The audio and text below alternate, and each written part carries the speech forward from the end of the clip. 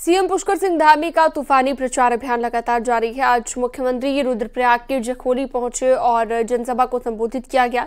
इस दौरान सीएम धामी ने पौड़ी गढ़वाल से बीजेपी उम्मीदवार अनिल बलूनी के लिए जनता से वोट मांगे। वहीं सीएम धामी ने कहा कि पीएम मोदी के नेतृत्व में विकास के कार्य हो रहे हैं। वहीं सीएम धामी ने यह भी कहा कि लोकसभा चुनाव में बीजेपी की बंपर जीत होगी और उत्तराखंड की 5 लोकसभा सीटें भी बीजेपी जीतेगी।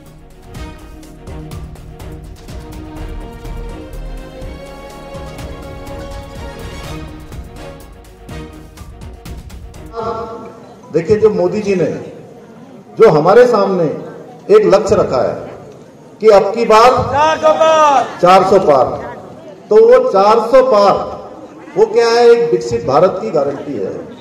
हमारी माताओं बहनों को लखपति दीदी बनाने की गारंटी है।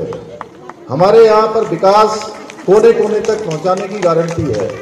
समाज के अंतिम छोर में खड़े हुए व्यक्ति तक सारी सुविधाएं पहुंचाने की गारंटी है।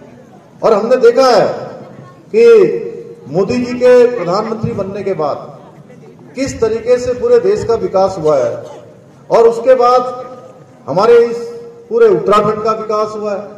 और उत्तराखंड में भी आज हम केदारनाथ जी की बात करते हैं, तो बाबा केदार का जो प्रांगण है, वो प्रांगण बाबा केदार का स्थान केवल उत्तराखंड, केवल भारतवर्ष में नहीं बल्कि पूरी दुनिया में आस्था और श्रद्धा का केंद्र है। हम सबको याद है 2013 में जब आपदा आ गई थी, तो 2013 की आपदा के बाद उस केदारनाथ जी के प्रांगण को, उस केदार बाबा के स्थान को फिर से नवनिर्माण और पुनर्निर्माण का काम किसी ने किया, तो बाबा केदार के अनन्य भक्त हमारे प्रधानमंत्री नरेंद्र मोदी जी ने किया है। अभी अनिल भाई बता रहे थे कि यहां से कुछ ही सालों में ऋषिकेश से कर्णप्रयाग रेल लाइन पूरी होने वाली है, और इसके पूरा होते ही आप समझ लीजिए कि चमत्कार हो जाएगा। चमत्कार होने वाला है। हम जिसके बारे में सोच भी नहीं रहे वो होने वाला है। और साथियों, वैसे कांग्रेस का कोई कुछ बचा नहीं है। मुझे नहीं लगता कि आपके गांव में कोई कांग्रेस का आदमी बचा होगा, लेकिन कोई कोने में एक आध अगर पड़ा हो तो उसको बता दीजिए कि कांग्रेस को वोट नहीं देना, अपना वोट खराब मत करना। मोदी जी प्रधानमंत्री बनने वाले हैं, अपना वोट खराब मत करो, वोट बेकार मत करो, बीजेपी को डालो। क्या कांग्रेस के लोगों को, जो कांग्रेस का कोई नेता है उससे सवाल जरूर पूछेगा, जरूर सवाल पूछेगा जो कांग्रेस का नेता है कि भाई ये बताओ, तुम भगवान राम को गाली क्यों देते थे? जब भगवान राम का मंदिर बना तो हमने कहा राहुल गांधी जी, सोनिया गांधी जी, आइए भगवान राम के मंदिर की प्राण प्रतिष्ठा में आइए। उन्होंने कहा हम भगवान राम को नहीं मानते, भगवान राम का अस्तित्व ही नहीं है। ये लोग भगवान राम को गाली देते हैं, ये लोग सनातन धर्म को गाली देते हैं, ये लोग हिंदू धर्म को गाली देते हैं, ये हमारे देवी देवताओं को गाली देते हैं। आप रोज देखते होंगे कांग्रेस के सहयोगी दल रोज हिंदू धर्म को गाली देते हैं।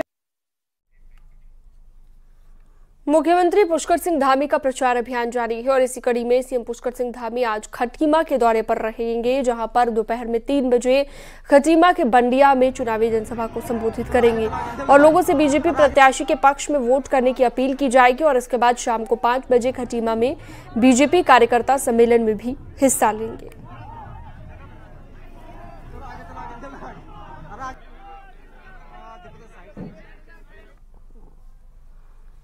हरिद्वार में कांग्रेस का चुनाव प्रचार तेज हो गया है। पूर्व सीएम हरीश रावत अपने बेटे वीरेंद्र रावत के लिए प्रचार कर रहे हैं। हरीश रावत ने पोस्ट ऑफिस चौक से तुलसी चौक तक पैदल डोर टू डोर जनसंपर्क किया और कांग्रेस प्रत्याशी वीरेंद्र रावत के समर्थन में वोट मांगे।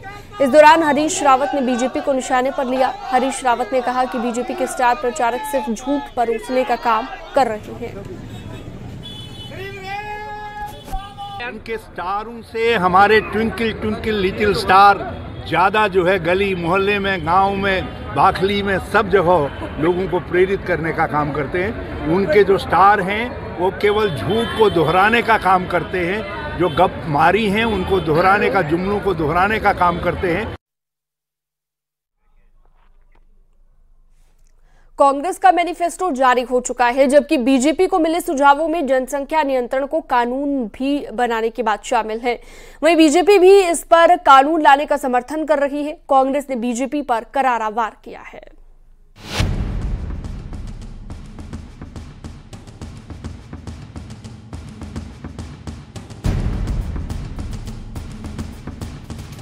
लोकसभा चुनाव के लिए मैनिफेस्टो तैयार करने के लिए बीजेपी ने प्रदेश भर में लोगों से सुझाव मांगे। बीजेपी का कहना है कि केंद्र के लेवल के जो महत्वपूर्ण सुझाव थे उनको राष्ट्रीय नेतृत्व को भेज दिया गया है।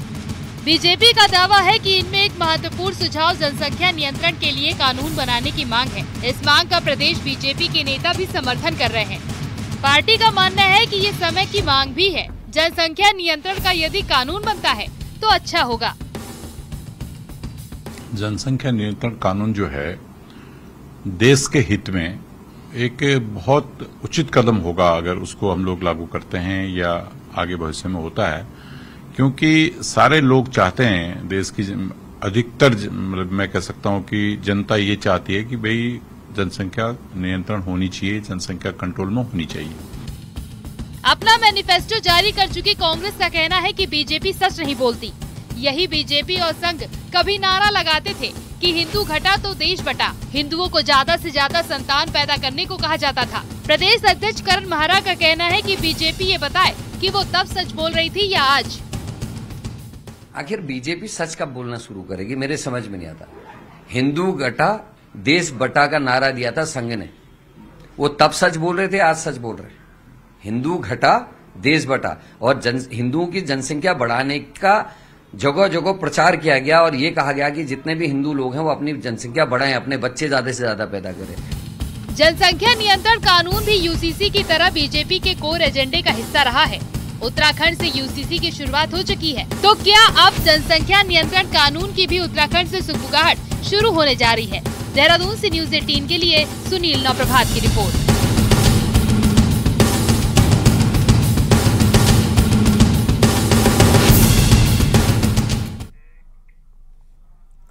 नैनीताल लोकसभा में इन दिनों प्रचार अभियान तेज हो गया है, लेकिन जनता नेताओं से नाराज दिख रही है और कई सालों से समस्याओं के समाधान न होने के चलते इसका आरोप भी लगाया जा रहा है।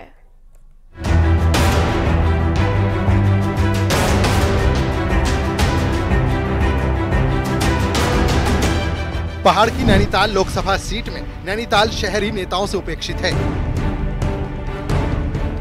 चुनावी शोर के बीच भी नेताओं का जोर नैनीताल में नहीं दिखाई दे रहा।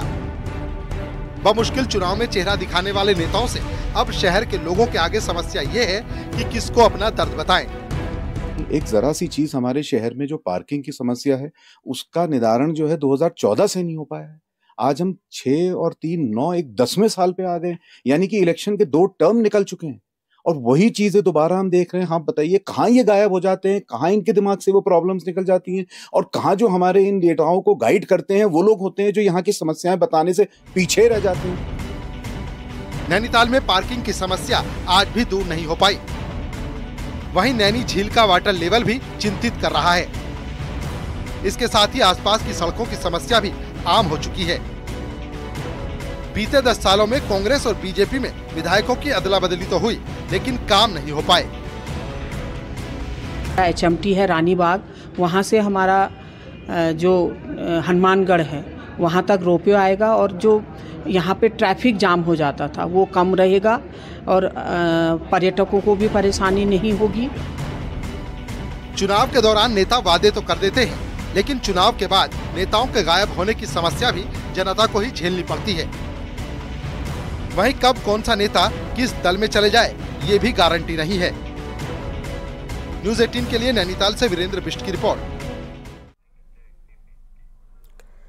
बीजेपी आज अपना 45वां स्थापना दिवस मना रही है, जिसमें पार्टी ने अलग अलग कार्यक्रम आयोजित किए हैं। पार्टी ऑफिस में हुए ध्वजारोहण कार्यक्रम में मुख्यमंत्री पुष्कर धामी भी पहुंचे और उन्होंने कहा कि 45वां स्थापना दिवस काफी खास है, जिसमें कार्यकर्ताओं ने पीएम मोदी को तीसरी बार पीएम बनाने का संकल्प लिया है।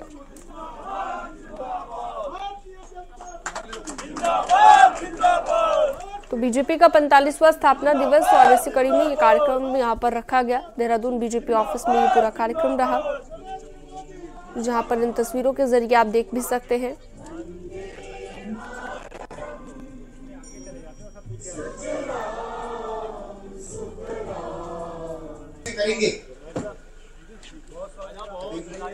ध्वजारोहण का कार्यक्रम हम करेंगे। तो खुद पुष्कर सिंह धामी यहाँ पर मौजूद रहे और बीजेपी ऑफिस में ये कार्यक्रम रखा गया था स्थापना दिवस के मौके पर। कार्यकर्ताओं के लिए, सबके लिए एक बहुत ऐतिहासिक दिन है, बहुत बड़ा दिन है कि आज के दिन ही भारतीय जनता पार्टी की नींव रखी गई और आज भारतीय जनता पार्टी पूरे देश और दुनिया की सबसे बड़ी राजनीतिक पार्टी हो गई, सबसे बड़ा राजनीतिक संगठन हो गया। उसमें हमारे कई पीढ़ियों के कार्यकर्ताओं ने काम किया है, पीढ़ी दर पीढ़ी लोगों ने खपाया है। मैं उन सबको भी नमन करना चाहता हूँ।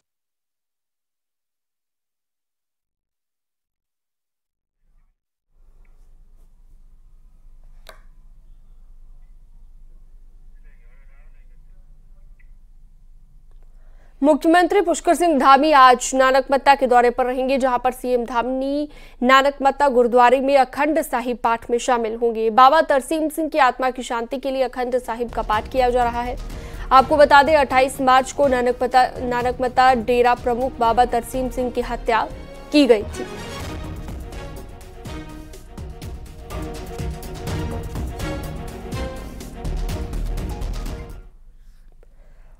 पौड़ी जिले के श्रीकोट गंगनाली इलाके में गुलदार एक मासूम को अचानक से घर के आंगन से उठाकर ले गया। खोजबीन के बाद 100 मीटर दूर झाड़ियों में मासूम बेहोशी की हालत में मिला। आनन फानन में उसे इलाज के लिए अस्पताल ले जाया गया, जहां पर उसका इलाज जारी है। वहीं हमला करने वाला गुलदार भी वन विभाग की टीम ने पकड़ लिया है। आपको बता दें कल घटना के तुरंत बाद भी वन विभाग की टीम ने गुलदार को पकड़ने के लिए पिंजरा लगा दिया था, जिसमें देर रात गुलदार कैद हो गया। वहीं गुलदार के पकड़े जाने के बाद लोगों ने राहत की सांस ली है।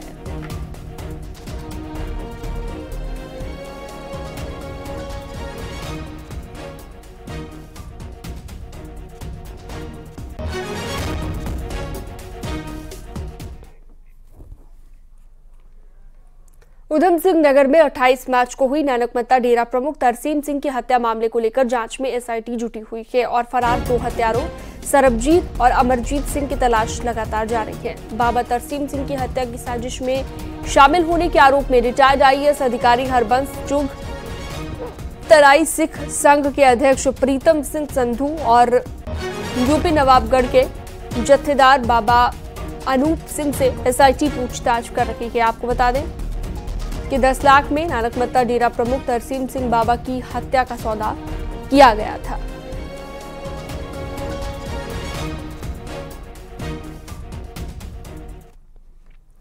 विकासनगर में देर रात टैक्सी स्टैंड के पास एक लोडर में अचानक आग लग गई और सूचना मिलने के बाद पुलिस और फायर ब्रिगेड की टीम मौके पर पहुंची और आग पर काबू पाया गया। लेकिन आग बुझाने के बाद पुलिस या फायर ब्रिगेड की टीम ने जली हुई इस गाड़ी को यहां से उठाने की जहमत नहीं उठाई और सुबह जब स्थानीय लोगों ने घटनास्थल पर जाकर देखा तो जली गाड़ी में एक शव नजर आया। शव को देखते ही इलाके में सनसनी फैल गई। लोगों का कहना है कि हत्या के बाद शव को जलाने की कोशिश की गई है। शव की सूचना पर विकासनगर पुलिस मामले की जांच में जुट गई है। पता लगा 1:30 बजे की घटना है रात। भाई कुछ नहीं कह सकते इस बारे में, क्योंकि अभी बीड़ी सिगरेट पीते भी थे, कुछ नहीं कह सकते इस बारे में। आए तो सुबह आके देखा हमने, इसमें आग लगी हुई थी, क्योंकि 4-5 महीने से होते थे दोनों मियाँ बीवी ना, हस्बैंड भी। हस्बैंड तो उसके है नहीं 4-5 दिन से यहाँ पे। तो सुबह देखा इसमें डेड बॉडी पड़ी, तो हमने प्रशासन को फ़ोन किया, तब प्रशासन वाले आए यहाँ पे और यहाँ पे है। उत्तरकाशी में चिन्यालीसौर हवाई अड्डे पर वायुसेना गगन शक्ति हवाई सैन्य अभ्यास के लिए 2 Mi-17 हेलीकॉप्टरों ने लैंडिंग की है। अभियान के लिए 7 पायलट सहित वायुसेना के 20 अधिकारियों और कर्मचारियों की टीम भी यहां पर पहुंच गई है। सूत्रों से मिली जानकारी के अनुसार ये टीम आज से यहां पर रात दिन का अभ्यास शुरू करेगी। इसमें वायुसेना के लड़ाकू विमान और यह हेलीकॉप्टर रात दिन अभ्यास कर रहे हैं।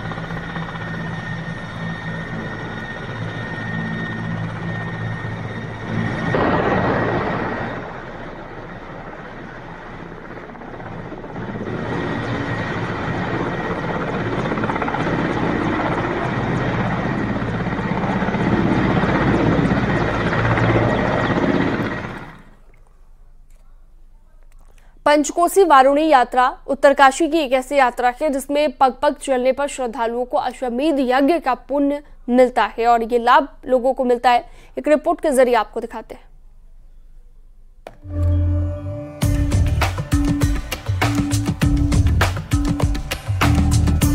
उत्तरकाशी में पंचकोसी वरुणी यात्रा वरुणा नदी के स्नान के साथ आज शुरू हो गई। ये यात्रा जगन्नाथ मंदिर से होते हुए वरुणा पर्वत के ऊपर से गुजरती है और 80 गंगा भागीरथी के संगम पर पूजा अर्चना के बाद संपन्न होती है।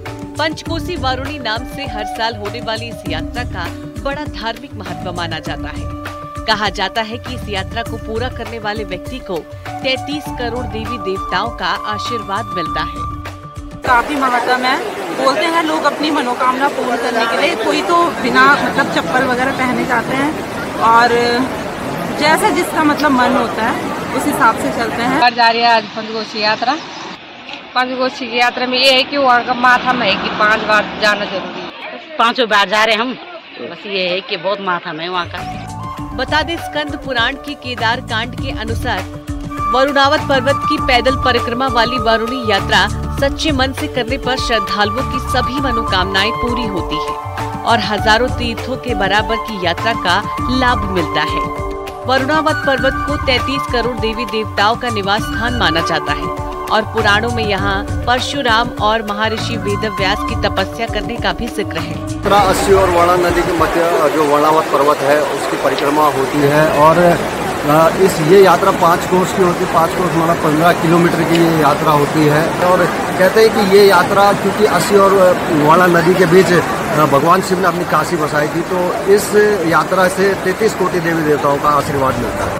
पंचकोसी वारुणी यात्रा उत्तरकाशी की एक ऐसी यात्रा है जिसमें पग पग चलने पर श्रद्धालुओं को अश्वमेध यज्ञ का लाभ मिलता है और इस यात्रा के समापन होते ही गंगोत्री यमुनोत्री धाम के कपाट खुलने की भी तैयारी शुरू हो जाती है। न्यूज़ 18 के लिए उत्तरकाशी से बलबीर परमार की रिपोर्ट।